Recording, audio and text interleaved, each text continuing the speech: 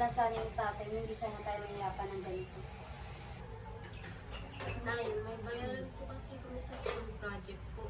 Tapos sinisingil na rin po ako ni Aling Suan sa may kulang po natin. Anak, pasensya ka na. Kaso kasi, kulang pa yung pera dito. Bayaran na rin yung tubig tsaka kuryente natin. Tsaka sabihin mo na lang sa picture mo na susunod na lang tayo mag-bayad ng school project mo tsaka yung Aling Suan. Sabihin ko ako nang bahala doon. Huwag ka na problema, anak ha. Sige na, okay lang yan. Pasensya ka na talaga, anak ha. Okay lang yan. Nay, Chin, kumain muna po kayo. Ako na rin po bahala sa school project ni Chin. Ako na rin po bahala sa utang natin kay Aling Suan. O Chin, ito yung sa school project mo. Ay, ate, salamat po. Anak, sobra ka na nagsasakripisyo. Tsaka, pasok kapag mamaya, di ba? Kung bago na lang ito, anak. Nay, huwag po kayo mag-alala sa akin. Tsaka ayos lang po talaga ako, Nay. Nay, alis na po ako. Pupunta na po ako ng tindahan. Ay, ate, sabay na po ako. Una na po kami, Nay. Ingat kayo mga anak ha. Huwag niyo pabayaan yung mga sarili mo. Nay, ingat ka rin po sa pagtitinda mo na yan. Sige, Nay. Dito na po kami. Gulay! Gulay po kayo dyan. Gulay, Nay. Kano po?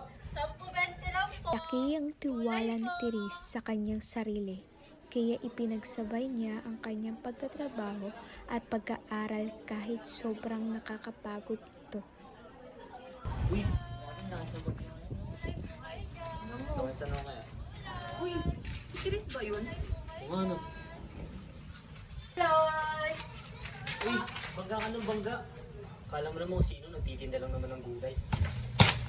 Nananalig si Therese, nagiginhawa rin ang buhay nila.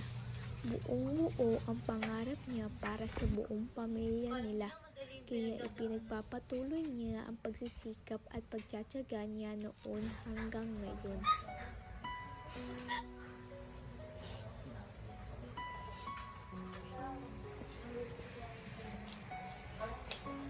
Oh, Chris, anong nangyari?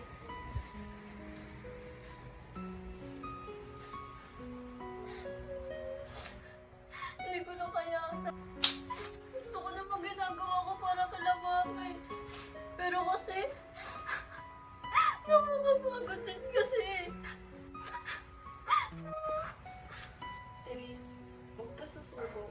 Isipin mo lahat ng pinagpaguran mo. Kilala kita. Matapang ka, masipag ka, at mapagmahal sa pamilya mo. Ito lang ang masasabi ko sa'yo. Huwag mo hayaan sirain nila ang pangarap mo. Oo, Mary, tama ka. Dapat hindi ako nagpapatinag sa kanila. Hindi nila masisira pang mga pangarap ko. Maraming salamat, Mary, ah.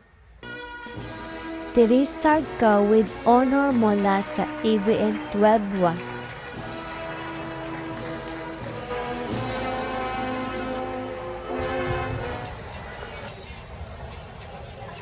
Asan kaya si ate? Wala, baka muli na tayo. Uy, Nay! Nay! Kaka-graduate na ako, Nay. pasensya ka na. Hindi kami nakaabot sa graduation mo. Late na kami. Ay, wow! With honor si ate. Kaya idol na idol kita eh. Kunti na lang po, matatapos na po ang kahirapan natin. Kunting days na lang po, makakaluwag-luwag na po tayo. Anak, kaya proud na proud kami sa iyo eh.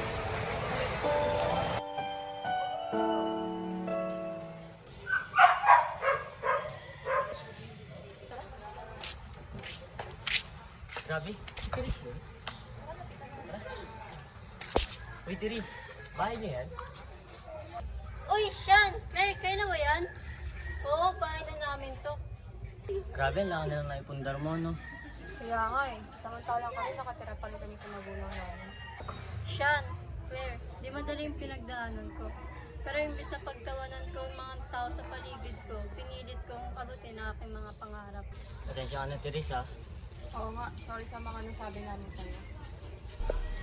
Ang tagumpay ay hindi nasusukat sa yaman o ganda ng buhay, kundi sa tiyaga, sipag at pagmamahal sa pamilya.